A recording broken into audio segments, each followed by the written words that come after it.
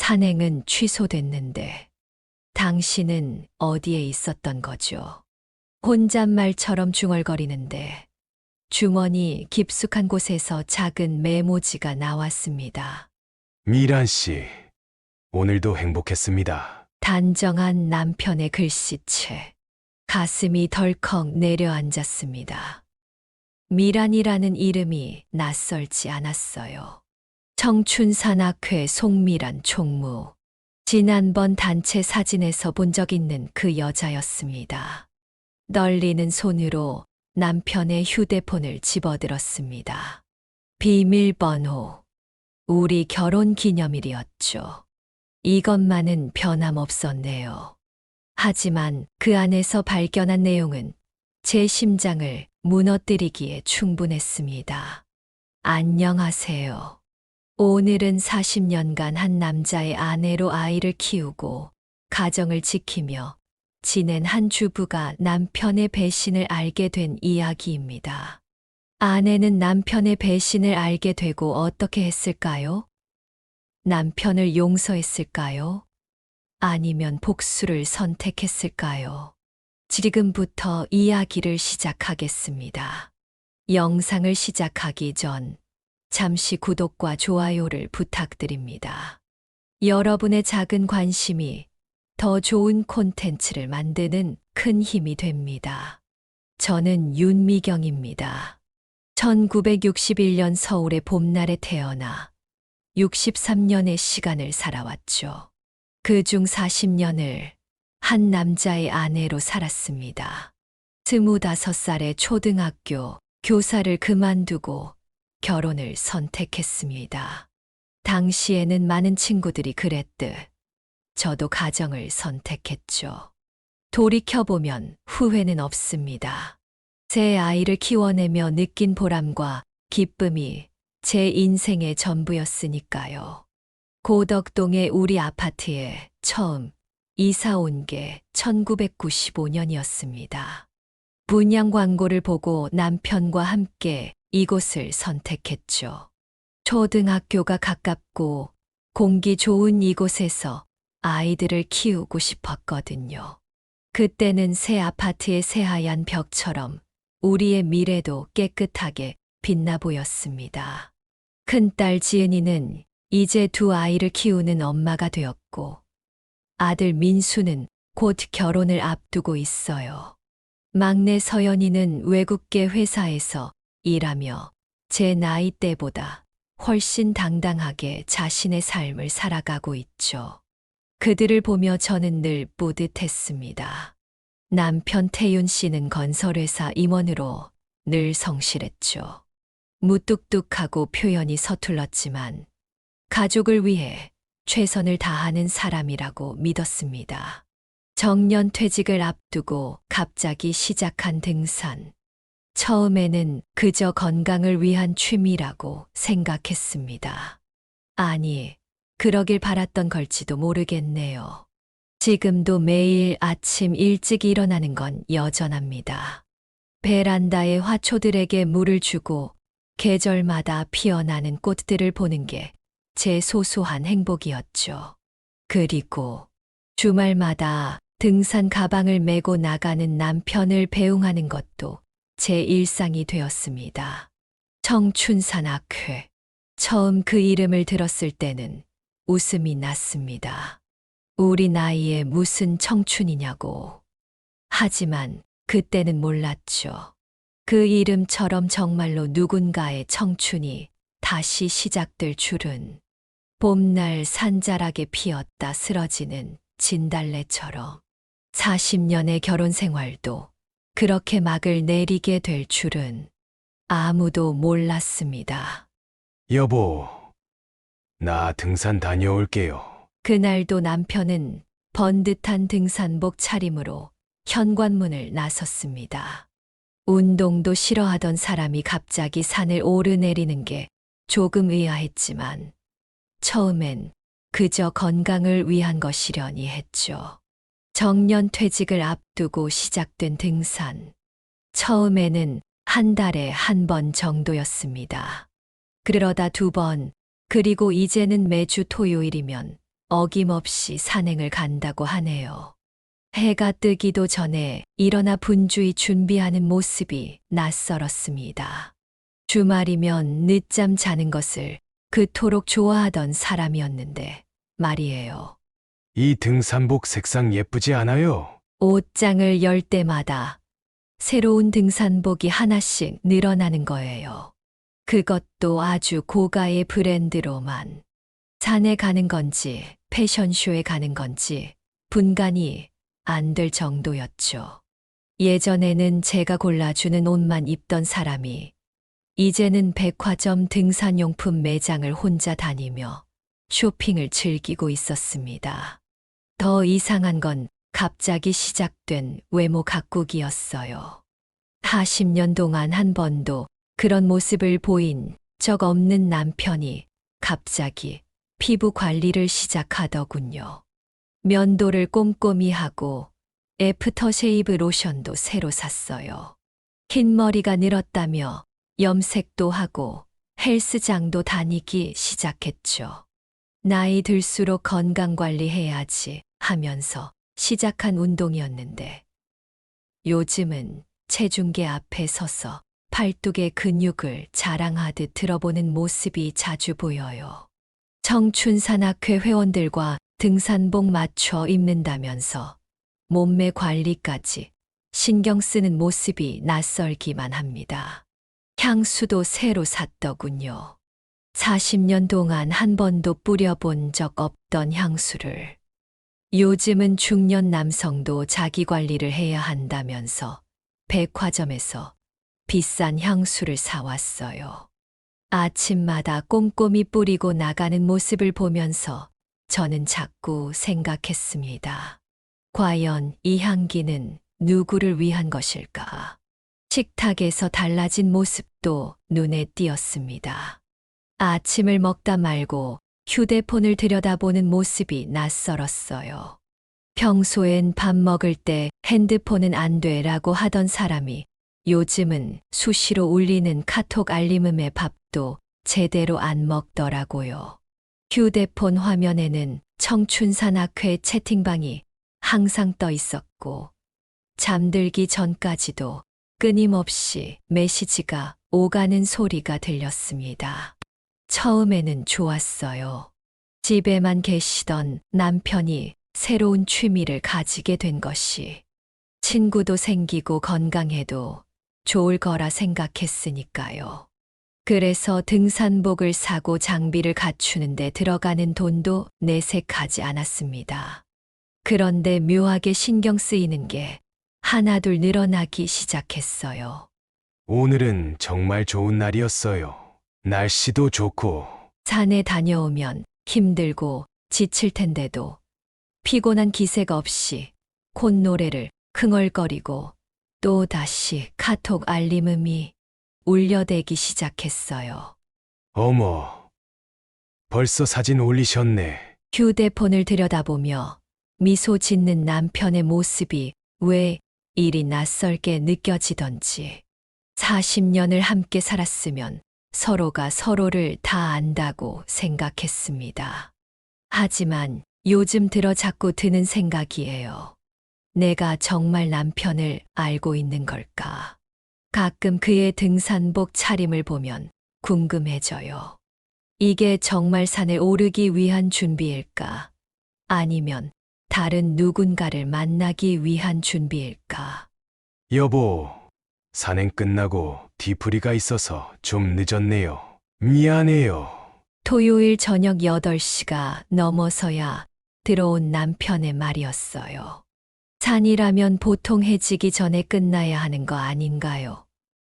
게다가 다음 주말에도, 그 다음 주말에도 점점 귀가 시간이 늦어져 갔습니다. 그런데 더 이상한 건 피곤한 기색이 전혀 없다는 거예요. 오늘은 날씨가 정말 좋았어요. 산을 오르내렸으면 지칠 법도 한데 남편의 얼굴은 오히려 생기가 돌았어요. 가끔 알림음이 울리면 화면을 슬쩍 가리면서 웃음을 감추곤 했죠. 청춘산악회 회원들이 참 재미있나 봐요. 무심코 던진 제 말에 남편이 살짝 놀라는 듯한 표정을 지었어요. 아, 그래요. 다들 좋은 분들이에요. 뭔가 감추는 듯한 그 말투. 왜 이렇게 가슴이 먹먹해지는 걸까요? 그러던 어느 토요일 아침이었어요.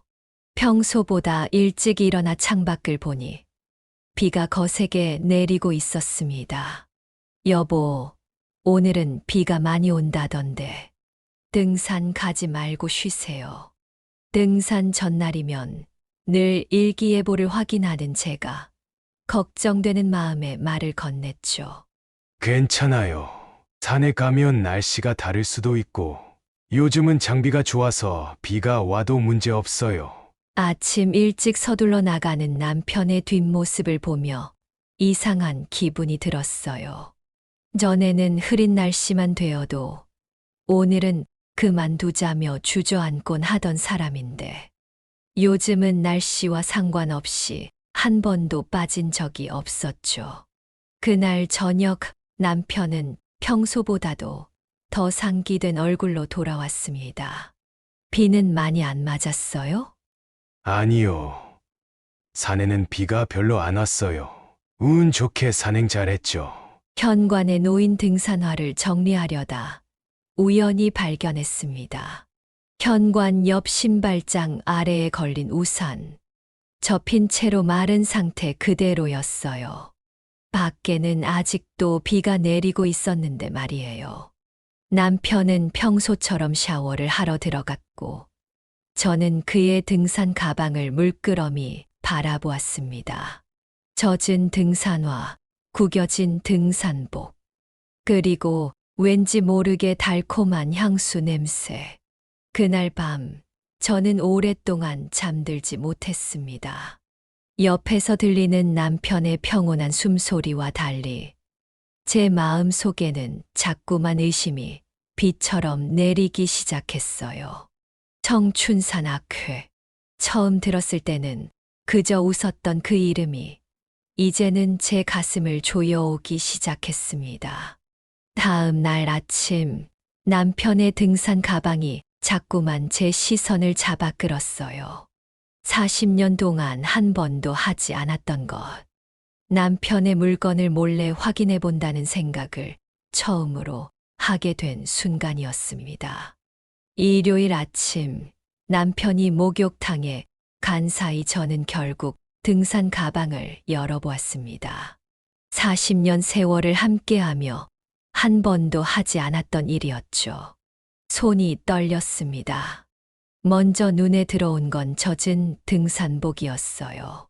비가 오는 날이었으니 당연했겠죠. 하지만 그 속에서 나온 영수증 한 장이 제 눈길을 사로잡았습니다. 강남의 한 호텔 라운지. 어제 오후 3시. 산행을 마치고 들렀다기에는 너무 고급스러운 장소였어요. 가방 안쪽 주머니에는 산행 일정표가 있었습니다. 청춘산악회 6월 일정이라고 적힌 종이. 거기에는 A조, B조로 나뉜 등산 코스가 상세히 기록되어 있었어요. 그런데 이상했습니다. 어제는 악천후로 산행이 취소되었다는 메모가 선명했거든요. 산행은 취소됐는데 당신은 어디에 있었던 거죠? 혼잣말처럼 중얼거리는데 주머니 깊숙한 곳에서 작은 메모지가 나왔습니다. 미란 씨, 오늘도 행복했습니다. 단정한 남편의 글씨체. 가슴이 덜컥 내려앉았습니다. 미란이라는 이름이 낯설지 않았어요. 청춘산악회 송미란 총무. 지난번 단체 사진에서 본 적 있는 그 여자였습니다. 떨리는 손으로 남편의 휴대폰을 집어들었습니다. 비밀번호. 우리 결혼 기념일이었죠. 이것만은 변함없었네요. 하지만 그 안에서 발견한 내용은 제 심장을 무너뜨리기에 충분했습니다. 오빠, 어제 정말 좋았어요. 다음 주말에는 설악산 1박 산행이라 더 기대돼요. 난 당신과 있을 때가 제일 행복해요. 이제는 당신 없이 못 살 것 같아. 카톡 내역을 하나하나 읽어내려 갈수록 제 눈에서는 눈물이 흘러내렸습니다. 대화 내용 속 산행이란 단어는 그들만의 암호 같았어요. 진짜 등산은 몇 번 없었을지도 모르겠네요. 사진첩에는 제가 전혀 모르는 남편의 모습이 가득했습니다. 젊어 보이려 염색한 머리, 근사한 등산복 차림으로 어느 호텔 로비에서 찍은 사진들, 그리고 송미란이라는 여자와 찍은 수많은 사진들. 50대 초반으로 보이는 그녀는 활기찬 미소를 짓고 있었고, 남편의 눈빛은 제게는 한 번도 보여준 적 없는 그런 눈빛이었습니다. 여보, 목욕 다녀왔어요. 현관문 소리에 저는 급하게 휴대폰을 제자리에 놓았습니다. 마치 아무 일도 없었던 것처럼 평소와 같은 아침 식사 자리. 하지만 제 손은 계속 떨리고 있었죠. 다음 주말에 우리 설악산 간대요. 1박 2일로요. 밥을 먹다 말고 남편이 던진 말에 저는 숟가락을 떨어뜨릴 뻔했습니다. 방금 전에 본 메시지가 떠올랐거든요. 이번엔 좀 멀어서 많이 늦을 것 같네요.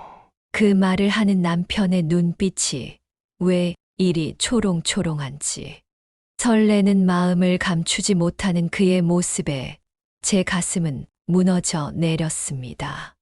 이제 저는 알아버렸습니다. 새벽같이 서둘러 나가던 주말 아침들, 상기된 얼굴로 돌아오던 저녁들, 끊임없이 울리던 카톡 알림음, 그 모든 것들의 진짜 의미를. 창밖으로 보이는 산자락이 오늘따라 유난히 멀게만 느껴졌습니다. 과연 저 산이 우리 부부 사이를 이렇게까지 멀어지게 할 줄은 몰랐네요. 일주일간 저는 지옥 같은 시간을 보냈습니다. 남편과 똑같이 식사를 하고, 똑같이 대화를 나누고, 마치 아무 일도 없었던 것처럼 지내야 했으니까요. 하지만 이제 전 알아버렸잖아요.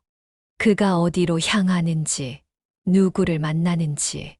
여보, 내일 설악산 가는데 일찍 출발해야 해서요. 오늘은 일찍 자야겠어요. 금요일 저녁, 남편은 들뜬 목소리로 말했습니다. 마치 수학여행을 앞둔 소년처럼 옷가지를 고르고 등산 가방을 챙기는 모습이 낯설기만 했어요. 그날 밤 결심했습니다. 저도 설악산에 가기로요. 지난주에 산 등산복과 등산화를 꺼냈습니다. 남편 몰래 준비해뒀던 거예요. 생전 처음 하는 일이라 심장이 터질 것만 같았어요. 새벽 4시 남편이 집을 나서자마자 저도 서둘러 나섰습니다. 청춘산악회 회원들이 모인다는 고속버스 터미널까지 택시를 타고 갔죠. 멀리서 남편을 발견했습니다. 그리고 송미란이라는 여자도요. 어머, 총무님 오늘 등산복이 너무 잘 어울리세요. 회원들의 칭찬에 그녀가 웃었습니다. 50대 초반의 단아한 여자. 등산복이 참 잘 어울리더군요. 그녀의 옆에 선 남편의 모습이 어딘지 모르게 어색해 보였습니다. 아니, 어쩌면 제가 40년간 보아온 그의 모습이 어색했던 걸까요? 자, 오늘은 A조, B조로 나눠서 올라가겠습니다. 총무라는 그녀가 회원들을 나누기 시작했어요. 그리고 예상했던 대로 남편과 그녀는 같은 조였습니다. 설악산으로 향하는 내내 저는 그들과 거리를 두고 뒤따라갔습니다. 다행히 등산객이 많아 들키지 않을 수 있었죠. A조는 10명 정도가 함께 출발했지만 조금씩 거리가 벌어지더니 결국 남편과 그녀만 남았습니다. 여기서 잠깐 쉬었다 가요. 중턱의 전망대. 다른 회원들은 보이지 않았어요. 숨을 죽이고 지켜보는데 그들은 벤치에 나란히 앉았습니다. 이제 곧 은퇴하시는 거죠? 네, 그래서 더 불안해요. 미란 씨를 매일 볼 수 없게 되는 게. 오빠, 걱정 마세요. 우리는 이제 시작이잖아요. 남편이 그녀의 손을 잡았습니다. 40년 동안 제게 보여준 적 없는 따뜻한 눈빛으로 그녀를 바라보더군요. 여보세요? 네, 저 송미란입니다. 잠시 후 그녀의 전화벨이 울렸어요. 다른 회원들이 걱정됐는지 연락이 온 모양이었죠. 아, 네, 저희는 잠시 휴식 중이에요. 곧 올라갈게요. 거짓말이었겠죠. 그들은 그대로 하산했으니까요. 저는 그들이 향한 곳을 똑똑히 보았습니다. 산 아래 작은 펜션.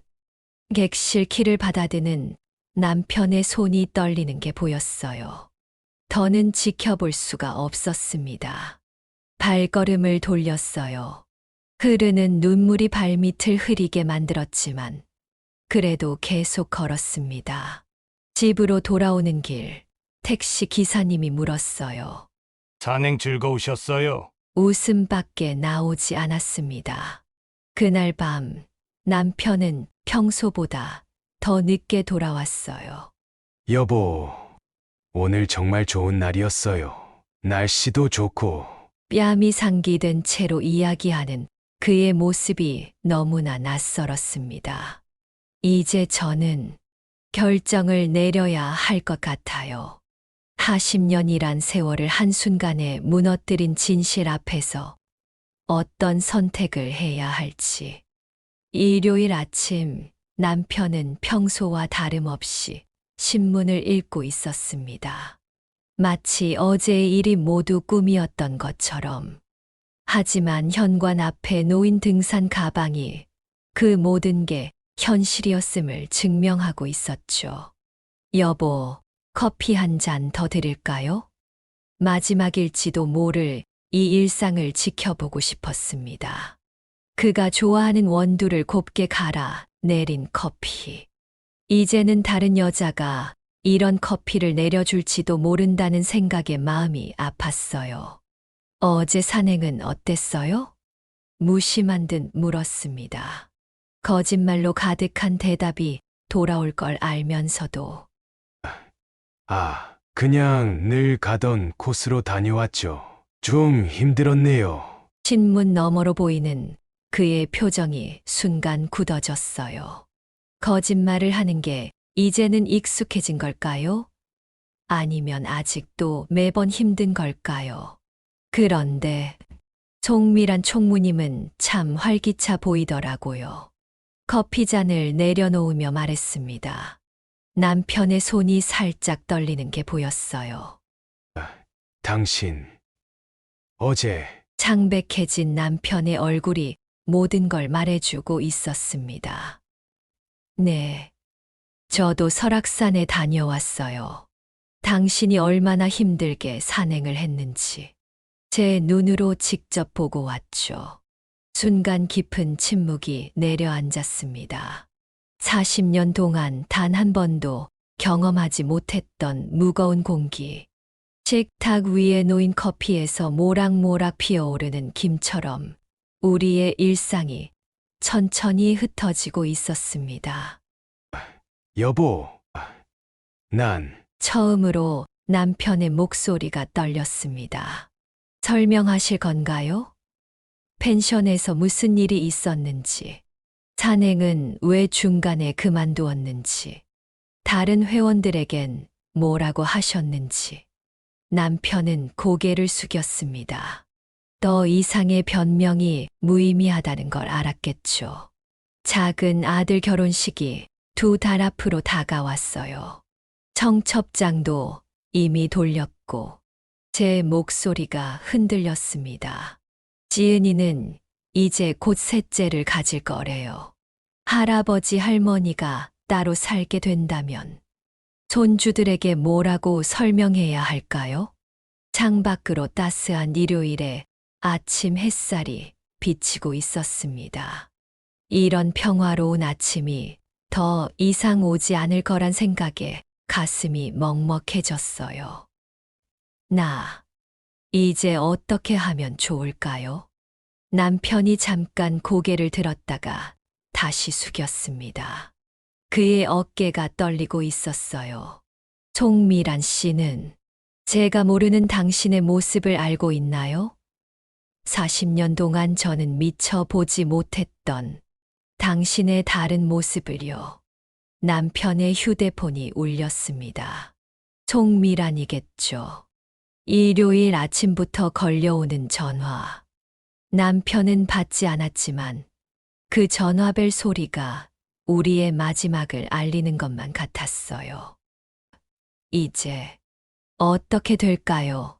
우리는 창가에 놓인 화분에 물을 주며 물었습니다. 며칠 전까지만 해도 활기차게 피어있던 제라늄 꽃잎이 하나 둘 떨어지고 있었어요. 그날 이후 집에는 깊은 정적만이 감돌았습니다. 여전히 같은 공간에서 숨을 쉬고 있지만 우리는 더 이상 부부가 아닌 것만 같았어요. 식탁에 마주 앉아도 TV를 함께 보고 있어도 그저 옆에 있는 사람이 낯설기만 했습니다. 40년이라는 시간이 한순간에 이렇게 무너질 수 있다는 게 믿기지 않았어요. 청춘산악회 채팅방의 알림은 더 이상 울리지 않았습니다. 하지만 저는 알고 있었어요. 다른 채팅방이 만들어졌다는 것을. 이제는 그들만의 이야기를 나누는 곳이 따로 있다는 것을. 변호사를 만나러 가는 날, 화단의 제라늄이 모두 지고 말았습니다. 큰딸 지은이에게 전화하는 게 가장 힘들었습니다. 토요일 오후 손주들이 낮잠을 자는 시간을 골라 조심스레 전화를 걸었어요. 엄마, 이게 무슨 소리예요? 아빠가 그럴 리가 없어요. 딸의 목소리가 전화기 너머로 떨려왔습니다. 엄마, 혹시 뭔가 오해가 있는 건 아닐까요? 아빠가 그렇게 바람이 나셨다고요? 믿고 싶지 않은 진실 앞에서 딸은 한참을 말을 잇지 못했어요. 근데 요즘 할아버지가 자주 보이네. 초등학교 2학년인 큰 손주의 말이 떠올랐습니다. 남편이 산악회로 산행을 한다던 그날, 손주가 학교 앞에서 할아버지를 봤다고 했죠. 산행은 거짓말이었던 거예요. 작은 아들 민수에게는 차마 전화로 말할 수가 없었습니다. 결혼을 2달 앞둔 아들에게 부모의 이혼 소식을 어떻게 전해야 할지 주말에 약속을 잡았어요. 어머니, 제 결혼식은 어떡하죠? 카페에서 마주 앉은 아들의 눈에 눈물이 고였습니다.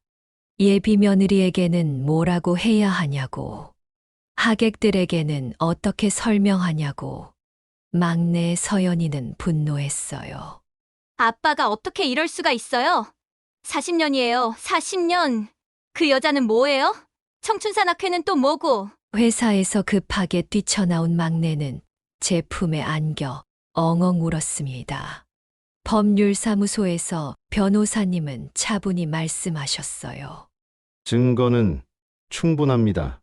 사진도 있고, 통화 내역도 있고, 호텔 영수증까지 있으니까요. 이런 대화를 나누게 될 줄은 꿈에도 몰랐습니다. 병원에 입원해 계신 시어머님께는 감기 때문에 잠시 요양할 거라고 말씀드렸어요.